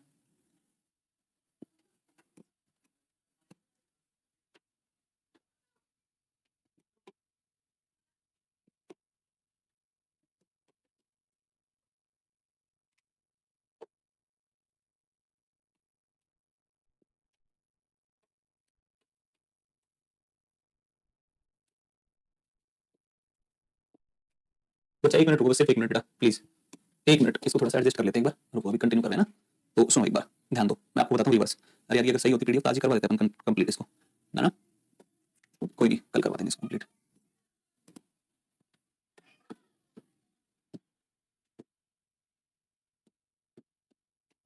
मैं पहले आपको ये करवा देता हूँ ना, क्या बोलते हैं इसको, ग्रेट लेक्स का करवा देता हूँ पहले, ठीक है ना, ग्रेट लेक्स जो है महान झीलें, इसको करवा देते हैं पहले, महान झीलों को करवा देते हैं पहले, ठीक है, महान झील करवा देंगे, कल नदी करवा देंगे फिर तुम्हें, ठीक है, कल फिर नदी करवा देंगे, ओके, कल नदी करवा देंगे, कोई दिक्कत नहीं है की बात। पहले ग्रेट लेक्स देख लो आप, वाकई में ये 5 जिलों का क्या है, 5 जिलों का समूह है, और ये 5 जिले हैं जो आपकी कनाडा और यूएसए की सीमा पर स्थित है, कनाडा यूएसए की सीमा पर स्थित 5 जिले, इन 5 जिलों के समूह को हम ग्रेट लेक्स के रूप में जानते हैं, ग्रेट लेक्स के रूप में जानते हैं, ग्रेट लेक्स के रूप में जानते हैं, ग्रेट लेक्स। और कुछ झीलें कनाडा की बड़ी फेमस है, Great Bear, Great Slave, Great Rainier Hood, sorry Rainier झील है, विनिपेग झील है, अथाबास्का है, ठीक है ना, तो ये 5 जिले कनाडा की हैं, ये बहुत इंपॉर्टेंट जिले हैं, लेक्स हैं। तो सुनो बेटा, 5 जिले हम इनको बोलते हैं ग्रेट लेक्स या महान झील प्रदेश, इन्हें हम अंगुलियाकार झील भी कहते हैं, अंगुलियाकार झील भी कहते हैं, अंगुलियाकार झील भी कहते हैं, है ना, अंगुलियाकार झील भी कहते हैं, पंजाकार या पंजाकार झील भी कहते हैं, पंजाकार झील भी कहते हैं, पंजाकार झील भी कहते हैं। सुनो 5 जिले हैं, है ना, 5 जिले, 5 जिले, सुनो ध्यान से, 5 जिले। एक झील है जिसका नाम है सुपीरियर, बोलो मेरे साथ साथ बैठ करके, जहां बैठे हो वहीं पर आप बोलो, वहीं पर ध्यान दो, सुपीरियर बोलो, superior, Huron, Michigan, eri, Ontario. मैंने जो बोला है उस क्रम को वैसे याद करोगे तो आपको काफी मजा आएगा इस प्रश्न के अंदर, superior, Huron, Michigan, eri, Ontario, फिर बोलो वापस एक बार, एक का नाम मैंने बोला क्या बेटा, एक का नाम बोला सुपीरियर। सुपीरियर विश्व की सबसे बड़ी मीठे पानी की झील, स्वच्छ पानी की झील, फ्रेश वाटर लेक, ताजा पानी की झील है। तो दुनिया की सबसे बड़ी मीठे पानी झील कौन सी है? सुपीरियर, जो कनाडा यूएसए की सीमा पर स्थित है। इसके बाद देखोगे तो ह्यूरन झील क्षेत्रफल की दृष्टि से दुनिया की दूसरी सबसे बड़ी झील आएगी। नहीं सॉरी, दूसरी नहीं यार, सॉरी दूसरी सबसे बड़ी तो विक्टोरिया है अफ्रीका के अंदर, लेकिन महान झील प्रदेश में सुपीरियर के बाद दूसरी जो बड़ी है वो ह्यूरन है, तीसरी जो बड़ी है वो मिशिगन है। तो ये सुपीरियर है, ये आपकी ह्यूरन है, ये आपकी मिशिगन है, ये एरी है, एक आपकी ओंटारियो, ठीक है ना। तो क्षेत्रफल में दुनिया की सबसे बड़ी मीठे पानी की सबसे पहली कौन सी? सुपीरियर। सुपीरियर के तट पर एक नगर पड़ता है, इसको बोलते हैं डुलुथ नगर पड़ता है, Duluth city is located on the bank of superior lake, superior lake के तट पर है, ठीक है। मिशिगन झील के तट पर दो बड़े शहर आते हैं, एक मिलवाकी आता है, मिलवाकी, एक आता है शिकागो, है ना, शिकागो आता है, शिकागो।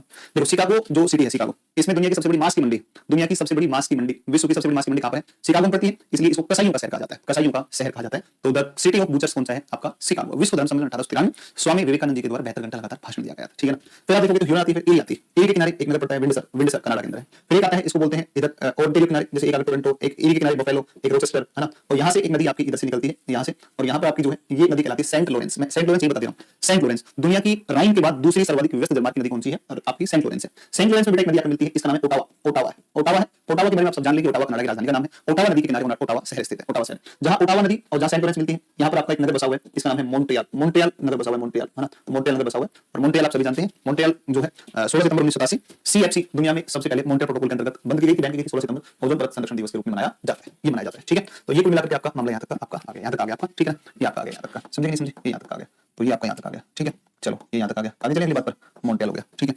अब सुनो आप, अब चलो आप, ये हो गया आपका, ये great lakes, Superior, Huron, Michigan, Erie, Ontario. अब ये चीज और में खास बात है कि ये जो झीलें हैं, ये देखो आपके इस तरीके से, आधी कनाडा की है, आधी यूएसए की, लेकिन मिशिगन एक ऐसी झील है जिसका विस्तार पूर्णतः यूएसए में है। 4 झीलें, सुपीरियर, ह्यूरन, एरी, ओंटारियो, 4 में तो दोनों का है, लेकिन मिशिगन पूर्णतः कहां पर है? यूएसए। ये वाला प्रश्न पेपर में आता है, और ये प्रश्न ऐसे ही पूछता है एज इट कि कौन सी झील पूर्णतः यूएसए में स्थित है, तो वो कौन सी है? मिशिगन आएगी, ठीक है। मिशिगन के किनारे मिलवाकी, मिशिगन के किनारे कौन सा है आपका? इसका नाम कौन सा? इसका नाम है शिकागो नगर बसा हुआ है। क्षेत्रफल में पहले एक नंबर सुपीरियर है, दूसरा ह्यूरन है, तीसरा मिशिगन है, एरी है, ओंटारियो। मैंने क्षेत्रफल में बताया, लेकिन पश्चिम से पूर्व चलोगे तो सुपीरियर, मिशिगन, ह्यूरन। अब चेंज हो गया, क्षेत्रफल में तो पहले सुपीरियर, फिर ह्यूरन, फिर मिशिगन, लेकिन पश्चिम से पूर्व सुपीरियर, मिशिगन और एक ऐसे ह्यूरन है, ये ध्यान रखना है, ठीक है। इन दोनों को जो जोड़ती है वो सू नहर है, और इन दोनों को जोड़ती है वो वेलेन नहर है, और यहीं पर एक जलप्रपात पड़ता है, न्यागरा। कौन सा पड़ता है? न्यागरा पड़ता है, एरी ओंटारियो के बीच में, और एरी ओंटारियो के बीच में कौन सा है? न्यागरा जलप्रपात भी आपका स्थित आएगा, अवस्थित आएगा न्यागरा, ठीक है ना। सू नहर यहाँ पर है, सू नहर यहाँ पर है, और यहाँ पर जो है इसका नाम है वेलेन नहर पड़ता है, वेलेन नहर पड़ता है, वेलेन नहर पड़ता है, यहाँ पर वेलेन नहर पड़ती है। तो पश्चिम से पूर्व चलोगे तो फिर ये टर्म आएगा, क्षेत्रफल में आपका ये आ जाता है। सू नहर जो है वो सुपीरियर को ह्यूरन से जोड़ती है, वेलेन नहर एरी को ओंटारियो जोड़ती है, मिशिगन झील यूएसए में स्थित है, इसके किनारे शिकागो नगर बसा हुआ है, जहाँ विश्व की सबसे बड़ी मांस की मंडी है, शिकागो को कसाईयों का नगर भी कहा जाता है। 1893 विश्व धर्म सम्मेलन स्वामी विवेकानंद जी ने यहाँ पर भाग लिया था, ठीक है। एक आती है ग्रेट साल्ट लेक, आती है ग्रेट साल्ट लेक, ध्यान दो एक बार, ग्रेट साल्ट लेक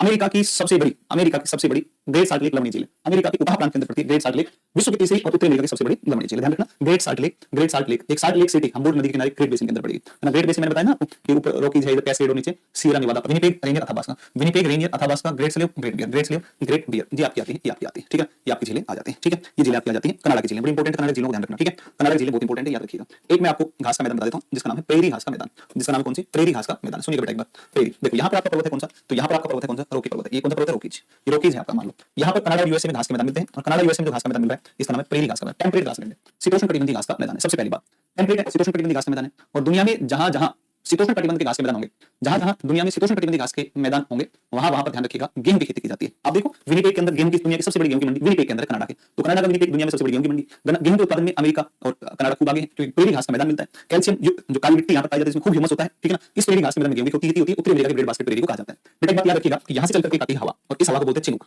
इसको बोलते हैं चिनूक हवा, चिनूक पवन है। और ये जब ये चिनूक पवन आपकी इस पर्वत के सहारे चढ़ती है, पर्वत के सहारे चढ़ती है, फिर पर्वत के सहारे नीचे उतरती है, देखो हमने यहाँ पर बनाया, ऊपर चढ़ती है नीचे उतरती है पवन, तो ऊपर चढ़ती है नीचे उतरती है पवन, एक तरफ चढ़ेगी दूसरी तरफ ऐसे उतरेगी, और जब इस तरीके का होगा तो पवन घर्षण की वजह से गर्म हो जाएगी, और घर्षण से पवन गर्म होगी, जब पवन घर्षण से गर्म होगी तो उसका कुछ टेंपरेचर बढ़ जाता है, 3-4 डिग्री सेल्सियस हो जाता है, मतलब 0 पर तो बर्फ जमती है, 3 डिग्री 4 डिग्री बर्फ नहीं जमेगी, तो बर्फ जो जमा होती है पिघल जाती है, तो बर्फ को जमने नहीं होता है। चिनूक गर्म पवन है क्योंकि रॉकीज के सहारे चलती है तथा प्रेरी में जमा बर्फ को पिघला देती है, अतः इसे स्नो ईटर या हिमवर्षणी के रूप में भी जाना जाता है, हिमवर्षणी के रूप में भी जाना जाता है, ठीक है ना। देखो एक और आपको विंड मैं आपको बताता हूं, एक विंड है जो ध्रुव की तरफ से चलकर आती है, आर्कटिक महासागर की ओर से चलती है, और आर्कटिक महासागर की तरफ से चलने वाली ये जो पवन है इसको हम ब्लिज़ार्ड पवन कहते हैं, ब्लिज़ार्ड पवन कहते हैं। अलास्का और कनाडा की तरफ चलती है ध्रुव की तरफ से, इसको ब्लिज़ार्ड विंड के नाम से हम जानते हैं, ब्लिज़ार्ड विंड के नाम से इसको जानते हैं। तो एक पवन है जिसको हम ब्लिज़ार्ड कहते हैं, ये ब्लिज़ार्ड पवन आएगी आपकी, ठीक है, ब्लिज़ार्ड पवन आ जाएगी। इस तरीके से ये आपकी बातें यहाँ तक होती हैं। आगे नेक्स्ट क्लास में कल अपन पढ़ेंगे, और कल कंप्लीट करते हैं उत्तरी अमेरिका को और शुरू करते हैं अफ्रीका को। कल शुक्रवार है, परसों शनिवार है, परसों शनिवार तक महाद्वीप कंप्लीट कर देंगे। संडे के दिन, संडे वाले दिन हमें करना है क्या? तो संडे को हमें इंडियन ज्योग्राफी के जो टॉपिक्स हैं या तो उनको कंप्लीट करेंगे, या वर्ल्ड ज्योग्राफी का जो पोर्शन है उस वर्ल्ड ज्योग्राफी के पोर्शन को निपटा देंगे इन एनी हाउ कंडीशन, किसी भी स्थिति में हम उनको निपटाएंगे, ठीक है ना। प्रॉपर तरीके से उनको करवा देंगे, निपटाएंगे नहीं, प्रॉपर तरीके से करवा ही देंगे, प्रॉपर अच्छे तरीके से समझा करके बता करके फिर करवा देंगे। जल्दीबाजी कोई उस तरीके का हमें करने की कोई आवश्यकता नहीं है, हम बिल्कुल ठीक समय से अपने सिलेबस को कर रहे हैं, हम कहीं भी पीछे नहीं है। देखो मैंने लगभग अराउंड 60 आवर्स की क्लास में ली है,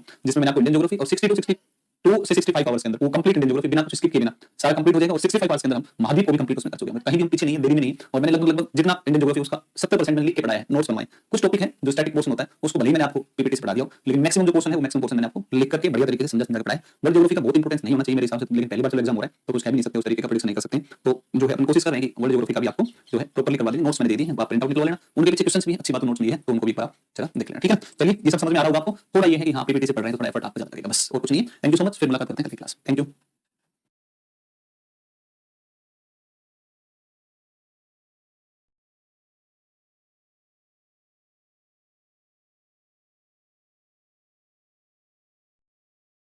तो उत्तरी अमेरिका की नदियों के अंदर आप आओगे तो एक नदी आपको दिखेगी और इसका नाम है मिसिसिपी मिसौरी। एक नदी है इसका नाम है मिसिसिपी मिसौरी, ठीक है, मिसिसिपी मिसौरी। मिसिसिपी मिसौरी, देखो मिसिसिपी मिसौरी नदी ना, ये है दो नदियां हैं, केवल यूएसए में बहती है ना, केवल यूएसए में प्रवाह, केवल यूएसए में प्रवाहित होती है, यूएसए में प्रवाह। एक बात तो आप इसके बारे में ध्यान रखना कि यह केवल यूएसए में प्रवाहित होती है, ठीक है। दो नदियां हैं, एक का नाम है मिसिसिपी, एक का नाम है मिसौरी, ठीक है ना। एक का नाम मिसिसिपी, एक का नाम है मिसौरी। इसके ऊपर एक डैम पड़ता है, सेंट एंथनी डैम पड़ता है, एंथनी बांध पड़ता है, सेंट एंथनी बांध इसके ऊपर पड़ता है। यह उत्तरी अमेरिका की सबसे लंबी नदी है, उत्तरी अमेरिका की सबसे लंबी नदी, उत्तरी अमेरिका की सबसे लंबी नदी, सबसे लंबी नदी, सबसे लंबी नदी, ठीक है, सबसे लंबी नदी है उत्तरी अमेरिका की, एक ही आएगा सबसे लंबी नदी। इसके अलावा और बात करोगे आप इस नदी के बारे में तो एक तो आगे केवल यूएसए में बहती है, सेंट एंथनी बांध है, उत्तरी अमेरिका की सबसे लंबी नदी है। इसके अलावा अगर आप इस पर चलोगे तो इसके अलावा अगर आप इस पर चलोगे तो उत्तरी अमेरिका की सबसे लंबी नदी सेंट एंथनी बांध केवल यूएसए में प्रवाह पक्षपात पंजाकार डेल्टा बनाती है, पंजाकार डेल्टा का निर्माण, पंजाकार डेल्टा का निर्माण करती है, पंजाकार डेल्टा का निर्माण, पंजाकार डेल्टा का निर्माण करती है। इसके मुहाने पर, इसके मुहाने के निकट, मुहाने के निकट एक शहर बसा हुआ है, इसका नाम है न्यू ऑरलियंस नगर है ना, न्यू ऑरलियंस नगर बसा हुआ है, न्यू ऑरलियंस नगर स्थित है, ठीक है ना, न्यू ऑरलियंस नगर स्थित है। और ये मैक्सिको की खाड़ी में गिरती है, इसमें गिरती है मैक्सिको की खाड़ी, मैक्सिको की खाड़ी में गिरती है ना, मैक्सिको की खाड़ी में गिरती है। आप कह सकते हो गुरु जी इतना गंदा कौन लिखता है, आप जो इतना खराब लिख रहे हो ना, तो कोई बात नहीं चलेगा, मैक्सिको की खाड़ी के अंदर जाकर के गिर जाती है। इसका नाम है मिसिसिपी मिसौरी पंजाकार डेल्टा। और उत्तरी अमेरिका की सबसे लंबी नदी, इसकी कुछ सहायक नदियां हैं, इसके ट्रिब्यूटरीज हैं, इसकी जो सहायक नदियां हैं ना, वो सहायक कौन-कौन सी हैं, सहायक नदियां, सहायक नदियां कल मैंने चर्चा की थी, ओजार पठार, अरकानसास और रेड। तो इसमें ओहायो, ओहायो है ना, ओहायो है, इसकी एक सहायक है जिसका नाम टेनेसी है, ओहायो है, टेनेसी है, रेड है, इसकी एक अरकानसास है, अरकानसास, अरकानसास है, अरकानसास। देखो कल हमने चर्चा, कल नहीं सॉरी, इंडियन ज्योग्राफी में रिवर्स पढ़ाई थी, तब हमने एक चर्चा करी थी कि टेनेसी नदी, टेनेसी नदी, टेनेसी नदी की घाटी जो है, उस टेनेसी नदी घाटी की अगर बात करते हो तो टेनेसी नदी घाटी की अगर बात करोगे, टेनेसी नदी घाटी में आपका जो आता है वो टेनेसी नदी घाटी के तर्ज पर भारत में, टेनेसी नदी घाटी की तर्ज पर भारत में एक बहुउद्देशीय बहुउद्देशीय नदी घाटी परियोजना स्थापित की गई। तो किसके आधार पर, तो टेनेसी के आधार पर, टेनेसी की तर्ज पर भारत में जिसको हमने स्थापित किया उसका नाम था और उसको बोलते हैं कौन सी, दामोदर नदी घाटी परियोजना। तो भारत में दामोदर नदी घाटी परियोजना को टेनेसी नदी घाटी परियोजना की तर्ज पर स्थापित किया गया था, ये आपको ध्यान रखना है, ठीक है, ये ध्यान रखना है। ऐसे ही एक नदी और आती है और इसका नाम है कोलोरेडो। कौन सी नदी आती है, कोलोरेडो आती है, कौन सी नदी आती है, कोलोरेडो आती है, कोलोरेडो नदी आती है। कोलोरेडो नदी की बात करते हैं तो देखो कोलोरेडो नदी की बात करते हैं तो सुनिए, कोलोरेडो की बात करते हैं तो ये आपकी कोलोरेडो पठार पर बहती है, कोलोरेडो पठार पर प्रवाहित, कोलोरेडो पठार पर प्रवाहित, कोलोरेडो पठार पर प्रवाहित, ठीक है ना, प्रवाहित। अब देखो कोलोरेडो पठार पर बहती है ना, और ध्यान रखिएगा कोलोरेडो पठार पर बहती है ये नदी, और यह दुनिया की सबसे बड़ी ग्रैंड कैनियन का निर्माण करती है, ग्रैंड कैनियन बनाती है, ग्रैंड कैनियन है ना, ग्रैंड कैनियन है ना। इसके ऊपर कौन सा है, ग्रैंड कैनियन यूएसए में, ठीक है ना, ग्रैंड कैनियन यूएसए में विश्व की सबसे बड़ी कैनियन का निर्माण करती है, विश्व की सबसे बड़ी कैनियन। देखो कैनियन क्या होती है, वी आकार की घाटी होती है, उसको क्या बोलते हैं, कैनियन बोलते हैं। तो विश्व की सबसे बड़ी कैनियन का निर्माण करती है, विश्व की सबसे बड़ी कैनियन कौन सी है, इसका नाम है ग्रैंड कैनियन, यूएसए के अंदर स्थित है। कोलोराडो के पठार के ऊपर नदी कौन बहती है, कोलोराडो नदी प्रवाहित होती है, कोलोराडो नदी प्रवाहित होती है, ठीक है। तो ये आपकी कोलोराडो हो गई, ठीक है ना। तो ये कोलोराडो हो गई। एक आपकी नदी आती है जिसका नाम है कोलंबिया नदी, कोलंबिया नदी, रायो ग्रांडो। एक आपकी आती है नदी जिसको बोलते हैं कौन सी, जिसको बोलते हैं, इसको बोलते हैं, इस नदी का जो नाम है, इसका नाम है कौन सी, इसका नाम है सेंट लॉरेंस नदी, ठीक है ना। एक नदी है सेंट लॉरेंस नदी आती है, सेंट लॉरेंस नदी आती है, ठीक है ना, सेंट लॉरेंस नदी आती है, ठीक है। सेंट लॉरेंस देखो, ये सेंट लॉरेंस विश्व की दूसरी सर्वाधिक व्यस्त जलमार्ग की नदी है, विश्व में दूसरी सबसे व्यस्त जलमार्ग की नदी है, विश्व में दूसरी सबसे व्यस्त जलमार्ग की नदी, दूसरी सबसे व्यस्त जलमार्ग की नदी, व्यस्त जलमार्ग की नदी, विश्व की दूसरी सर्वाधिक व्यस्त जलमार्ग की नदी। एक बात तो ये होगी, ठीक है, विश्व की दूसरी सबसे व्यस्त जलमार्ग की नदी है। एक बात तो ये होगी, विश्व में दूसरी सबसे व्यस्त जलमार्ग की नदी आ गई, कौन सी, सेंट लॉरेंस, सेंट लॉरेंस हो गई, एक बात होगी, सेंट लॉरेंस हो गई। सेकंड थिंग, दूसरी बात करते हैं, ठीक है ना, है ना। अरे तो इसको नोट क्यों करना है, जब इसको पूरा प्रॉपर तरीके से आपको नोट्स मिल ही जाएंगे तो तुम क्यों इसको नोट करोगे, अच्छे बड़े बच्चे हो। अरे पीछे जितना पढ़ाया सबके मिल गए ना नोट्स आपको, ऐसे थोड़ी ना नोट्स नहीं मिले यार, कैसी बात करते हो हैं, ये कोई बात थोड़ी ना है। मिले हैं ना, सारे नोट्स मिले हैं भाई, है भाई, इसके नोट्स दिलवा देंगे, क्यों लोड ले फालतू, मत तो लोड लो, मत लोड दो फालतू में, है ना, बकैती मत करो। विश्व की दूसरी सबसे व्यस्त जलमार्ग की नदी कौन सी है, ये है, इसका नाम है ईरी, है ना, ईरी झील पड़ती है, बताया ना, मध्य प्रदेश में। और इसका नाम है ऑन्टेरियो, ऑन्टेरियो, ऑन्टेरियो झील पड़ती है, ऑन्टेरियो झील पड़ती है, ऑन्टेरियो झील पड़ती है। एक ईरी है, एक ऑन्टेरियो, और ईरी ऑन्टेरियो के बीच से एक नदी बहती है, ईरी ऑन्टेरियो के बीच से नदी बहती है, इसी का नाम है सेंट लॉरेंस, सेंट लॉरेंस। जिस खाड़ी में गिरती है जाकर के, ये कहाँ गिरती है, इसका नाम है सेंट लॉरेंस की खाड़ी, इसमें गिरती है, सेंट लॉरेंस की खाड़ी में गिरती है, सेंट लॉरेंस की खाड़ी में गिरती है, खाड़ी में गिरती है, सेंट लॉरेंस खाड़ी में गिरती है। और इसमें एक नदी आकर मिलती है, इसका नाम है ओटावा नदी, और ओटावा नदी के किनारे ही स्थित है तुम्हारा ओटावा नदी के किनारे ही स्थित है ओटावा नगर, ओटावा सिटी, है ना, इसी के नाम ओटावा सिटी। जहाँ दोनों का संगम है, यहाँ पर एक शहर बसा हुआ है, इसका नाम है मॉन्ट्रियल। और यहाँ पर मॉन्ट्रियल में क्या हुआ था, मॉन्ट्रियल प्रोटोकॉल, ये प्रोटोकॉल हुआ था, प्रोटोकॉल हुआ था, मोंट्रियल प्रोटोकॉल, है ना। और ये कब हुआ था, ये 16 सितंबर 1978 को हुआ था, 1970, फिर कब हुआ था, 16 सितंबर 1987, 16 सितंबर 1987 हुआ था ना, मॉन्ट्रियल प्रोटोकॉल 1987, है ना। और इसमें क्या हुआ था, सीएफसी को पूर्ण प्रतिबंध किया गया था, ओजोन परत संरक्षण दिवस, ओजोन परत संरक्षण दिवस, ओजोन परत संरक्षण दिवस, है ना, ओजोन परत संरक्षण दिवस, ओजोन परत संरक्षण दिवस, ओजोन परत संरक्षण दिवस, ये मनाया जाता है, ये मनाया जाता है ना, ये मनाया जाता है कब, तो ये मनाया जाता है 16 सितंबर को मनाया जाता है, ठीक है ना। तो ये सब जो है आपकी बातें होंगी किसके बारे में, सेंट लॉरेंस नदी के बारे में। अब और देखो, दो नदियां तीन नदियां और हैं इंपॉर्टेंट, देखो इनमें एक नदी आती है जिसका नाम है कोलंबिया, कोलंबिया नदी है, कल मैंने आपको बताया था कोलंबिया का पठार, है ना, कोलंबिया का पठार मैंने कल आपको बताया था, ठीक है ना। कोलंबिया का पठार मैंने आपको बताया था, ठीक है। कोलंबिया का पठार बताया था, इस कोलंबिया पठार से बहती है और प्रशांत महासागर में गिरती है। इसके ऊपर ग्रैंड कुली और बोनविले, है ना। इस पर डैम है ग्रैंड कुली बोनविले, है ना। ग्रैंड कुली और बोनविले डैम बने, बोनविले बांध बने, ठीक है ना, बांध बने, ठीक है। ग्रैंड कुली और बोनविले बांध बने, एक तो बात आपको याद रखनी, ग्रैंड कुली है और एक बोनविले, और एक इसकी सहायक है स्नेक। इसकी सहायक कौन सी है? इसकी सहायक है कौन सी? स्नेक नदी, ठीक है। स्नेक नदी इसकी सहायक स्नेक नदी, ठीक है। एक रायो या रियो ग्रांडो, है ना। एक रायो या रियो ग्रांडो, रायो ग्रांडो मेक्सिको यूएस की सीमा, ठीक है ना। रायो ग्रांडो है ना, रायो जो ग्रांडो है, ये रायो जो ग्रांडो ग्रांडो है, ये रायो ग्रांडो यूएसए मेक्सिको की सीमा, यूएसए और मेक्सिको, मेक्सिको की सीमा, यूएसए मेक्सिको की सीमा बनाती है, यूएसए मेक्सिको की सीमा बनाती है, ठीक है ना। और एक आपकी आती है हडसन रिवर आती है, हडसन, हडसन के मुहाने पर एक द्वीप पड़ता है, लॉन्ग द्वीप पड़ता है, और लॉन्ग द्वीप है ना, उसके ऊपर एक शहर बसा हुआ जिसका नाम न्यूयॉर्क शहर है। तो न्यूयॉर्क जो शहर है उसके वो किस पर है? लॉन्ग आइलैंड है, हडसन नदी के सामने मुहाने पर। तो ये महत्वपूर्ण नदियां हैं। देख रवि, रवि ने ना पूरा गदर मचा रखा है सर, जीव मंडल अभ्यारण्य, ठीक है ना, राष्ट्रीय उद्यान आदि का पीडीएफ नहीं मिला है, वो नहीं मिलेगा अभी, तुम्हें थोड़ा सा वेट करना पड़ेगा। अगले सप्ताह के अंदर वे सारे नोट्स आपको मिल जाएंगे, क्योंकि मुझे आपको बताने भी तो है ना, पढ़ाया नहीं है ना वो बड़ा पढ़ाई थोड़ी ना, मैंने आपको वंशी अभ्यारण्य नेशनल पार्क पढ़ाया नहीं है, उस पर काम कर रहे हैं अपन, तो वो मिल जाएगा। फालतू में गदर मत मचाओ यहाँ कमेंट में करके, जो चल रहा है उसको फोकस करो, बेकार की बातें नहीं करा करते हैं, ठीक है ना। तो ये बेकार की बातें हर जगह नहीं करा करते हैं, हर टीचर के सामने इस तरीके से ब्लंडर नहीं कराते हैं। टीचर देख करके ब्लंडर किया जाता है कि किसके सामने ब्लंडर करना है ना, मेरे सामने नहीं करना होता है, ठीक है ना। ये आपको पता नहीं है, इस बात का पता होना चाहिए तुम्हें, ठीक है। तो ये तुम्हें दिमाग में रहना चाहिए कि ये पढ़ा रहा है सामने खड़ा होकर के, ये अपने आप चुपचाप चीजों को दे देगा, तो इसको नहीं कहना होता है, ठीक है ना। और बता, कुछ हो गया तो बता दे। कोई नहीं, इसका वो नहीं था अपने पास पीपीटी ना, तो इस पे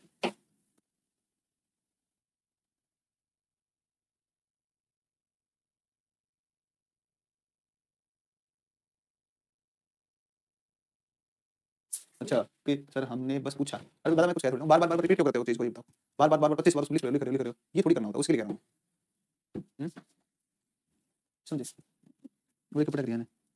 पीवाईक्यू करा दीजिए, बस तुम्हारा ये कंप्लीट हो जाता है सिलेबस एक बार, जल्दी से फटाफट एक बार, फिर इसके बाद में पीवाईक्यू करने पे ही है, फिर कोई काम नहीं अपने पास, ठीक है ना। अब आते हैं किस पर, अब आते हैं नेक्स्ट, और क्या क्या इसके अंदर बचा हुआ है ना, क्या क्या बचा हुआ है नेक्स्ट। तो अब दिखाओ, हाँ जी, इसमें आप पाओ, इसमें आप आओ, देखो एक जनजाति है, एक ट्राइब है, ठीक है, एक ट्राइब है एस्किमो, ठीक है, एक ट्राइब है एस्किमो, ध्यान दो एक बार, जनजाति है एस्किमो जनजाति, ठीक है, एस्किमो जनजाति, एस्किमो ट्राइब एक,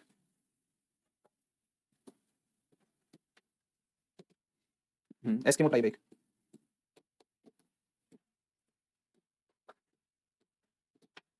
अरे यार बहुत ज्यादा है ये तो। चलो इसको कंप्लीट करते हैं आज, दो महाद्वीप और बचे, कल दोनों महाद्वीप लंबी क्लास लेते हैं कल, है ना, कल लंबी क्लास लेते हैं, है ना, लंबी क्लास लेकर कल दोनों महाद्वीपों को निपटाएंगे कल, आज इसको पूरा कर लेते हैं, कल फिर दोनों महाद्वीपों को निपटा लेंगे, ठीक है। कल दोनों महाद्वीप कर लेंगे कंप्लीट, एशिया भी कर देंगे कल, और एशिया के अलावा उत्तरी वो अफ्रीका कर देंगे, ठीक है ना। एशिया अफ्रीका होने के बाद कंप्लीट। देखो सुनो, एक जनजाति है याटा बोला से रिमोट ला दे, देखो एक जनजाति है, एक जनजाति है, इसका नाम है कौन सी, इस जनजाति का नाम है, और इसका नाम है एस्किमो, या इनको कहते हैं इन्यूट, इन्यूट कहते हैं एस्किमो इन्यूट या रेड इंडियन बोलते हैं, रेड इंडियन बोलते हैं, रेड इंडियन, ठीक है, एस्किमो इन्यूट या रेड इंडियन इनको हम बोलते हैं, ठीक है। अब सुनिए आप ध्यान दीजिएगा, एस्किमो जो जनजाति है एस्किमो, ये एस्किमो जनजाति आपका जो उत्तरी जो क्षेत्र है, उत्तरी ध्रुव के आसपास का जो क्षेत्र है, ये कौन कौन आता है इसमें, एक आता है जिसको बोलते हैं कौन सा, अलास्का, एक आता है आपका कनाडा उत्तरी, और एक आता है साइबेरिया, कनाडा अलास्का और साइबेरिया, ये जो क्षेत्र है, इन कनाडा अलास्का और इस पूरे क्षेत्र में साइबेरिया, इन सबके क्षेत्र में जो आएगा वो आएगा कौन सा आपका एस्किमो आएगा, एस्किमो जो लोग होते हैं एस्किमो, है ना। हाँ, तो इसमें आप देखोगे तो इसमें अलास्का में, कनाडा में और ग्रीनलैंड और पूर्वी साइबेरिया के क्षेत्र में लोग क्या करते हैं, निवास करते हैं। ये लोग सर्दियों में जो घर बनाते हैं बर्फ के होते हैं, और इनके बर्फ के जो घर होते हैं, उन बर्फ के घरों को हम क्या कहते हैं, उनको कहा जाता है क्या, उनको कहते हैं इग्लू कहा जाता है, इग्लू। तो ध्यान रखिएगा, एस्किमो के द्वारा बनाए गए शीतकालीन बर्फ के घर क्या कहलाते हैं, इग्लू कहलाते हैं, इग्लू कहलाते हैं, इग्लू या यूपिक कहा जाता है, यूपिक, ठीक है, यूपिक कहा जाता है। और एक इनके जो ग्रीष्मकालीन जो घर होते हैं, ग्रीष्मकालीन इनको ट्यूपिक या यूपिक कहते हैं, ट्यूपिक या यूपिक कहते हैं। तो गर्मियों में लकड़ी से, पत्थर से, इन सबसे जो बनाते हैं वो ट्यूपिक है, यूपिक कहलाते हैं, और गर्मियों के घर यूपिक हो गए, ट्यूपिक या यूपिक हो गए, और सर्दियों के जो घर होते हैं बर्फ के घर, वो गोल गोल गोल गोल घर सा दिखाई देता है, बनाते हैं, उनको कहते हैं क्या, इसमें नहीं दिखा रखा है, उनको कहते हैं क्या, तो उनको कहते हैं इग्लू कहते हैं, ठीक है। फिर सुनो आप, ये एक समुद्र की देवी की पूजा करते हैं, उस देवी का नाम है सेजना, ठीक है ना। तो सेजना देवी की क्या करते हैं लोग, पूजा करते हैं, है ना। इग्लू इग्लू नहीं बेटा, इग्लू इग्लू होता है वो, ठीक है, बकवास नहीं करते हैं क्लास में, पढ़ाई करते हैं, पेपर एक महीने बाद में, पता है, एक महीना बचा भी नहीं है, 20 दिन बचे हैं, उसमें आ जाओ थोड़ा सा। तो इसमें आप देखोगे तो इसमें आपका सेना देवी पूजा करते हैं, और इसको ये लोग समुद्र की देवी मानते हैं, है ना।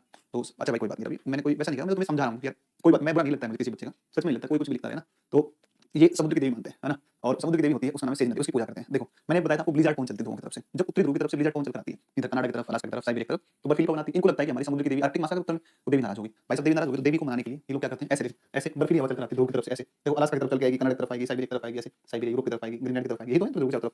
तो इनको लगता है कि हमारी देवी नाराज होगी, भाई देवी को मनाने के लिए जो घर का बुजुर्ग होता है उसकी बलि दे देते हैं, बूढ़ा आदमी होता है उसको चला देते हैं बलि, और फिर चूंकि वो तो भाई वो तो स्थानीय पवन है, लोकल विंड है, थोड़ी देर चलेगी तो बंद हो ही जाएगी, कोई बड़ी बात है नहीं, और बूढ़े को निपटा देते हैं, ठीक है ना। अब सुनो इनके पास एक हथियार होता है ऐसा, इस तरीके का हथियार होता है, शक मारते हैं, मछली पकड़ लेते हैं ना, ऐसे कहते हैं हार्पून, हार्पून ना हाथ में ये ऐसे मारेंगे और सबसे मछली निकाल के लाएंगे, यस तब खाता हूं। एक ये होता है इनके पास कुत्ता जिसको बोलते हैं रेंडियर, रेंडियर कुत्ता होता है। और ये जो गाड़ी इस पे दिख रही है आपको, ये गाड़ी इसकी गाड़ी इसको बोलते हैं स्लेज, तो रेंडियर नामक कुत्ते इस स्लेज नामक गाड़ी को खींचते हैं, ठीक है। चलो ये हो गया। अब सुनो यहाँ पे है मोजे मरुस्थल, एक मरुस्थल मोजे, मैंने बताया था आपको ग्रेट बेसिन के दक्षिण की तरफ बताया था मोजे मरुस्थल मिलता है ना, मोजे कैलिफोर्निया के अंदर, कहां पर है कैलिफोर्निया, यूएसए कैलिफोर्निया में कौन सा मोजे, एक सोनोरन मरुस्थल इसके भी नीचे की तरफ है, यूएसए और मेक्सिको में सोनोरन मरुस्थल। एक पवनी चलती है पापागायो, पापागायो, पापागायो एक विंड चलती है, पापागायो, पापागायो जो विंड है ठंडी है, ठंडी होती है, शुष्क है ना, मतलब आर्द्रता इसमें नहीं, स्थानीय लोकल है, उस दिन चलती है समाप्त हो जाती है, ठीक है ना। तो ये देखोगे आप कि पवन इस तरीके से चल रही है, मैक्सिको के अंदर चलने वाली है ना, तो ये मैक्सिको की तरफ चल रही है, फ्लोरिडा मैक्सिको खाड़ी से मैक्सिको की तरफ चल रही है, और ये पवन कौन सी आपकी पापागायो, तो उत्तरी अमेरिका के पवनों के अंदर एक चिनूक आई थी, एक पापागायो है, और एक कौन सी आ गई ब्लिज़ार्ड आ गई, ठीक है ब्लिज़ार्ड। अब आते हैं यहाँ पर औद्योगिक प्रदेश, देखो उत्तरी अमेरिका का एक औद्योगिक प्रदेश है, इसको कहते हैं न्यू इंग्लैंड औद्योगिक प्रदेश, ये वाला जो है इसको बोलते हैं।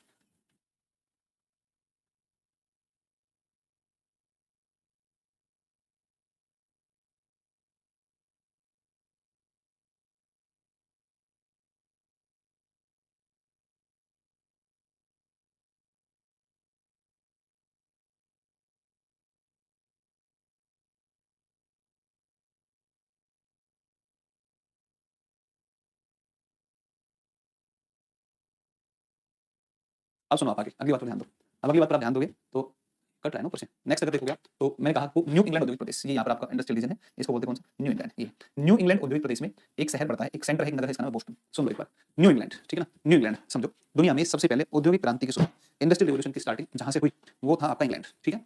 इंग्लैंड, इंग्लैंड का एक स्थान था जिस जो मेजर सेंटर बना उसका नाम था, अच्छा उस औद्योगिक रीजन का नाम था लंकाशायर, यूरोप के अंदर, यूरोप के अंदर, यूरोप का है लंकाशायर, मैं लिख दूं यहाँ पर आप कहीं तो देखो, विश्व में सर्वप्रथम औद्योगिक क्रांति, विश्व में सर्वप्रथम औद्योगिक क्रांति में सर्वप्रथम औद्योगिक क्रांति, सर्वप्रथम औद्योगिक क्रांति, और औद्योगिक क्रांति जहां से हुई औद्योगिक क्रांति ये आपकी हुई कहां से, इंग्लैंड, ठीक है ना, इंग्लैंड, इंग्लैंड, इंग्लैंड, ठीक है ना, इंग्लैंड। इसमें इंडस्ट्रियल रीजन है, और वो इंडस्ट्रियल जो रीजन था ना, उस इंडस्ट्रियल रीजन का नाम है कौन सा, इंडस्ट्रियल रीजन है लंकाशायर, लंकाशायर, ठीक है ना, वो कौन सा Lancashire, Lancashire, Lancashire industrial region, Lancashire. और उसका मुख्य केंद्र है कौन सा, इसका मुख्य केंद्र था जिसको बोलते हैं मैनचेस्टर, है ना, मुख्य केंद्र कौन सा था, मैनचेस्टर, मुख्य केंद्र कौन सा है इसका, मैनचेस्टर, मैनचेस्टर था, मैनचेस्टर, मैनचेस्टर, ठीक है ना, मैनचेस्टर, ठीक है ना। और ये लंकाशायर किसके लिए है, तो सूती वस्त्र उद्योग के लिए, सूती वस्त्र उद्योग, सूती वस्त्र उद्योग, ठीक है ना, सूती वस्त्र उद्योग, है ना, सूती वस्त्र उद्योग, ठीक है, सूती वस्त्र उद्योग के लिए फेमस, ठीक है ना, सूती वस्त्र उद्योग के लिए ये फेमस आपका आ जाएगा, ठीक है ना, सूती वस्त्र उद्योग के लिए आएगा, ध्यान रखना। तो दुनिया में सबसे पहले सूती वस्त्र उद्योग का विकास ये इंग्लैंड में हुआ, लंकाशायर औद्योगिक प्रदेश, और मुख्य केंद्र उसका कौन सा था, मैनचेस्टर। अब दुनिया में जहां जहां पर भी सूती वस्त्र उद्योग विकसित होगा उसको कहेंगे मैनचेस्टर ऑफ फला कंट्री, मैनचेस्टर ऑफ ये, मैनचेस्टर ऑफ ये, मैनचेस्टर ऑफ ये, ओसाका जापान का मैनचेस्टर है। ऐसे ही अमेरिका के अंदर, अमेरिका के अंदर जो न्यू इंग्लैंड औद्योगिक प्रदेश है इसमें एक नगर पड़ता है, इसका नाम बोस्टन। और दुनिया में सबसे पहले इंग्लैंड के बाद अगर औद्योगिक क्रांति का विकास के क्रम में अगर दूसरा कोई मुख्य केंद्र बनना शुरू हुआ तो बड़ा केंद्र बना कौन सा, न्यू इंग्लैंड का बोस्टन, ठीक है। इसलिए आप कहोगे कि न्यू इंग्लैंड औद्योगिक प्रदेश है, उस न्यू इंग्लैंड औद्योगिक प्रदेश के अंदर आप देखोगे तो न्यू इंग्लैंड औद्योगिक प्रदेश के अंदर सूती वस्त्र का विकास हुआ है, और इसका जो मुख्य केंद्र है वो कौन सा, बोस्टन, है ना। तो बोस्टन को जो है ना, बोस्टन को कहा जाता है यूएसए का मैनचेस्टर सूती वस्त्र उद्योग के विकास के लिए। लोवेल भी है, न्यू ब्रेडफोर्ड है, प्रोविडेंस है, फोल्डिवर है, तो इतने कम याद नहीं करने आपको, मेजरली जो मेजर जो नाम है, मुख्य जो नाम है मेन में उसमें कौन सा है आपका, वो है बोस्टन, ठीक है। एक है न्यू हडसन मोहावा घाटी, न्यू हडसन मोहावा घाटी, ये मध्य अटलांटिक औद्योगिक प्रदेश, ये है आपका मध्य अटलांटिक औद्योगिक प्रदेश, मिड अटलांटिक इंडस्ट्रियल रीजन। तो ये आपका इसमें एक सिटी आता है न्यूयॉर्क आता है, इसमें फिलाडेल्फिया आता है ना, एक न्यूयॉर्क आता है और एक कौन आता है, फिलाडेल्फिया आता है, न्यूयॉर्क आता है और एक आता है, न्यूयॉर्क आता है, एक कौन आता है, फिलाडेल्फिया।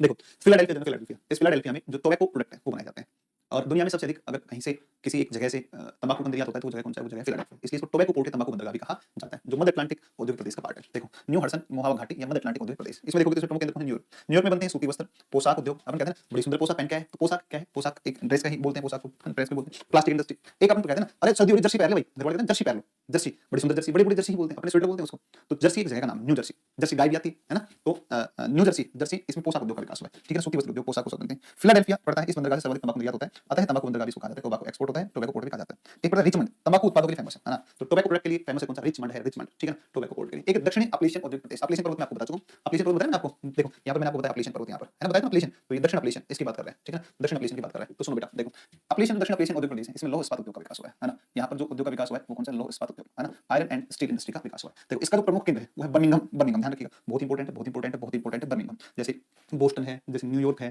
फिलाडेल्फिया है, ऐसे ही एक नाम बड़ा फेमस जिसका नाम बर्मिंघम। बर्मिंघम में विकास हुआ है लौह इस्पात उद्योग का, बर्मिंघम में विकास हुआ है आयरन स्टील इंडस्ट्री का, लौह इस्पात उद्योग का विकास हुआ है। टाटानुगा यहाँ का प्रमुख केंद्र बनाता है, बर्मिंघम और एक कौन सा, टाटानुगा। देखो वर्तमान में अभी के समय में यूएसए का लौह इस्पात उद्योग दक्षिण की ओर स्थापित हो रहा है, पिट्सबर्ग को। देखो सबसे पहले अगर दुनिया में लौह इस्पात का विकास हुआ, लौह इस्पात इंडस्ट्री कहीं पर विकसित हुई, तो लौह इस्पात इंडस्ट्री जहां विकसित हुई उस जगह का नाम था बर्मिंघम। सुनो एक बार दोबारा से, जहां से सर्वप्रथम लौह इस्पात इंडस्ट्री की शुरुआत हुई, लौह इस्पात उद्योग विकसित हुआ सबसे पहले विश्व में, वो आपका बर्मिंघम है, बर्मिंघम। तो बर्मिंघम में शुरू हुआ, अब बर्मिंघम को कहते हैं क्या, तो सॉरी सॉरी पिट्सबर्ग, सबसे पहले कहां पर, पिट्सबर्ग। तो Pittsburgh was the first centre of the development of iron and steel industry, iron लौह इस्पात उद्योग के विकास का जो सबसे पहला प्रमुख केंद्र था वो कौन सा था, वो था पिट्सबर्ग। इसी कारण से भारत में जहां सबसे पहले पिट्सबर्ग कौन सा कहलाएगा, जमशेदपुर। भारत में टिस्को की स्थापना के साथ भारत का जो प्रमुख लोह इस्पात उद्योग केंद्र बना वो कौन बना, जमशेदपुर। इसलिए जमशेदपुर को भारत का पिट्सबर्ग कहा जाता है। लेकिन अब जो पिट्सबर्ग जहां पर उद्योग विकसित हुआ लोह इस्पात उद्योग अमेरिका में, वो समाप्त होता चला गया, धीरे-धीरे आसपास के लोहा खत्म हो गया और वहां की जो फैक्ट्रियां थी वो बंद हो गई। तो यही कारण है कि इसे कहते हैं जंग का कटोरा। पिट्सबर्ग को अमेरिका का जंग का कटोरा, विश्व का जंग का कटोरा कहा जाता है। पिट्सबर्ग को कहा जाता है। इस प्रकार से भारत का पिट्सबर्ग कौन सा है, ये आपका आएगा कौन सा, तो आपका जमशेदपुर। और पिट्सबर्ग को लोह इस्पात उद्योग की राजधानी, capital of iron steel industry, ये कौन है, विश्व में कहां पर है, तो वो विश्व में कहां पर आएगा, तो विश्व में कौन सी, जमशेदपुर, पिट्सबर्ग आ जाएगा। ठीक है। फिर एक आपका प्रशांत तटीय औद्योगिक प्रदेश, प्रशांत तटीय औद्योगिक प्रदेश पर आप आओगे तो इसमें आपका प्रशांत तटीय, ये यहाँ पर आपकी बात कर रहा है। इसमें प्रमुख सेंटर जैसे सैन फ्रांसिस्को है, दक्षिणी कैलिफोर्निया के अंदर लॉस एंजल्स पड़ता है ना, तो ये सैन फ्रांसिस्को और लॉस एंजल्स यहाँ के प्रमुख केंद्र आपके आ जाते हैं। तो इसमें देखो आप प्रशांत तटीय औद्योगिक प्रदेश पर आप आओ, प्रशांत तटीय औद्योगिक प्रदेश। तो इसमें आप देखो बेटा प्रशांत तटीय, इसमें लॉस एंजल्स, देखो लॉस एंजल्स जो शहर पड़ता है, जैसे मुंबई में बॉलीवुड है, मुंबई में क्या है, बॉलीवुड फिल्में बनती हैं, ऐसे ही सैन फ्रांसिस्को लॉस एंजल्स जो पड़ता है, इसमें वायु हो गया, इसमें हॉलीवुड है। लॉस एंजल्स के अंदर क्या पड़ता है आपका, लॉस एंजल्स में पड़ता है हॉलीवुड, फिल्म बनती है ना, तो लॉस एंजल्स जो है ये फिल्में बनती हैं। सैन फ्रांसिस्को, सैन फ्रांसिस्को के अंदर सिलिकॉन वैली, भारत में सिलिकॉन वैली कौन है, बेंगलोर। जैसे भारत में कंप्यूटर उद्योग के विकास का केंद्र है वो बेंगलोर, ऐसे ही विश्व में सबसे पहले कंप्यूटर उद्योग का विकास कहीं पर हुआ, तो वह कौन सा पड़ता है, लॉस एंजल्स के अंदर पड़ता है, सिलिकॉन। सैन फ्रांसिस्को में पड़ता है कौन सा, सिलिकॉन वैली पड़ता है। तो सैन फ्रांसिस्को के अंदर लॉस एंजल्स जो है, सैन फ्रांसिस्को के अंदर जो सिलिकॉन वैली है, यहाँ पर कंप्यूटर उद्योग का विकास हुआ, इसलिए भारत में बेंगलोर को कहा जाता है, भारत में बेंगलोर को कहा जाता है क्या, भारत का सिलिकॉन वैली कहा जाता है बेंगलोर को। दुनिया में सबसे पहले सिलिकॉन वैली में जो है कंप्यूटर इंडस्ट्री का विकास हुआ और भारत में कहाँ पर, बेंगलोर। और सिलिकॉन वैली खुद कहाँ पड़ता है, ये खुद पड़ता है कहाँ पर, सैन फ्रांसिस्को शहर के अंदर पड़ता है ना, सिटी है सैन फ्रांसिस्को। चाय पी लूं, दो आपको, दो घूंट लेता हूँ ना। अच्छी बनाइए चाय यार, मम्मी ने बनाई होगी। है ना? चलो या समझ में कुछ, एक सिएटल अंदर पड़ता है, वायु उद्योग यहाँ पर पाया जाता है।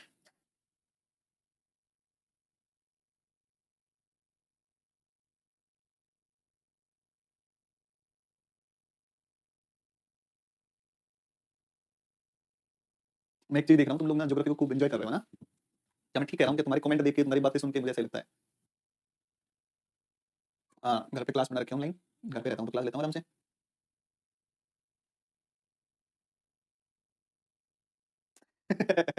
अरे यार गजब बच्चे हो तुम लोग यार। अभी लिख रहा है मैं भी सैन फ्रांसिस्को में हूँ सर भाई, वाह। पेपर आ जाओ जल्दी, आ जाओ फटाफट एक बार बताओ।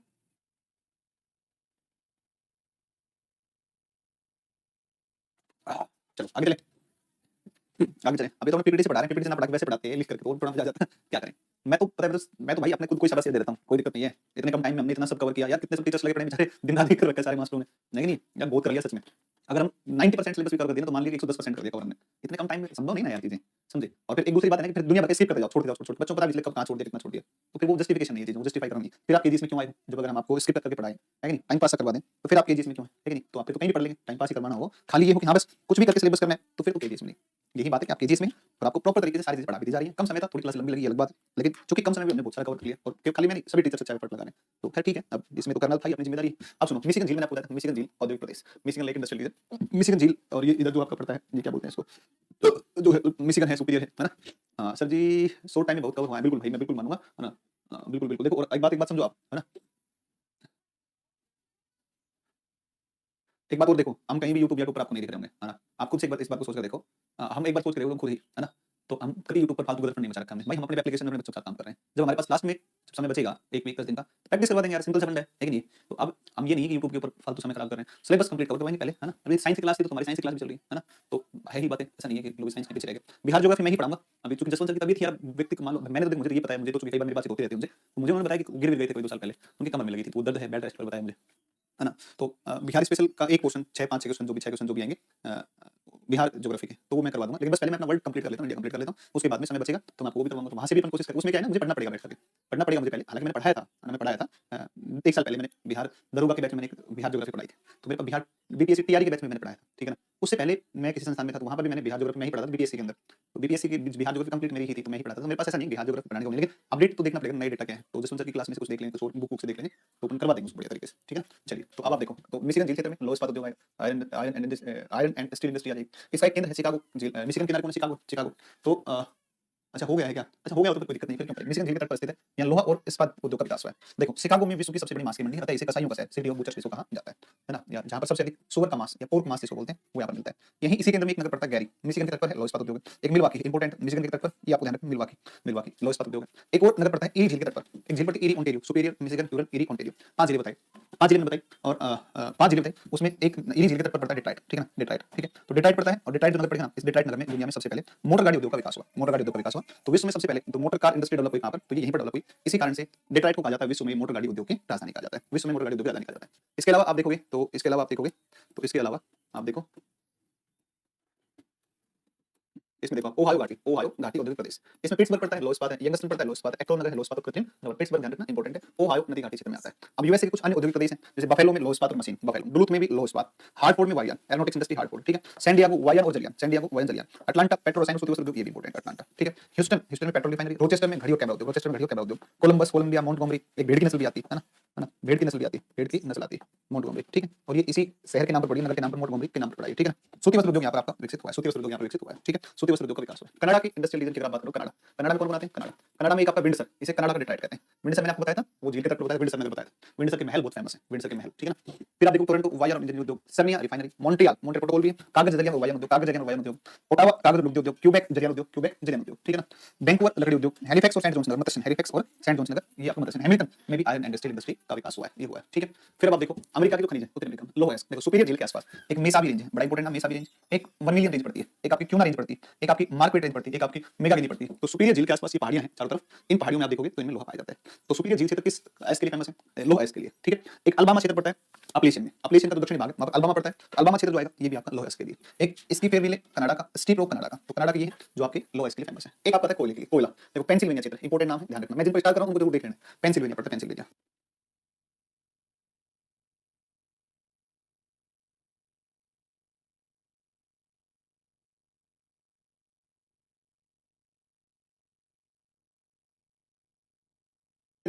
पहले आपका पेट्रोलियम मिला था, ठीक है ना, पेट्रोलियम मिला सबसे पहले। तो देखो यूएसए के अपलेशियन पर्वत में एंथ्रेसाइट और बिटुमिनस कोयला के अंदर पाए जाते हैं, जिसका पेंसिल्वेनिया क्षेत्र पड़ता है, तो ये किसके लिए फेमस, कोयला के लिए। एक अलास्का, अलास्का के अंदर भी देखो पता है, अलास्का, अलास्का अमेरिका इसका रूस का था, रूस में से यार फालतू का है, कोई काम का नहीं है ना, बेच देते हैं, बेच दिया अमेरिका को 1789 में या 59 में से बेचा, बाद में पता चला खूब सारा कोयला है कोयले के भंडार हैं, बाद में पता चला है ना, धोखे में क्या करे बताओ। अलास्का का पूरा कोयला कौन यूज करता है, तो ये अलास्का कौन करता है, अमेरिका यूज करता है, तो टर्सरी कालीन लिग्नाइट के कोयले के भंडार पाए जाते हैं।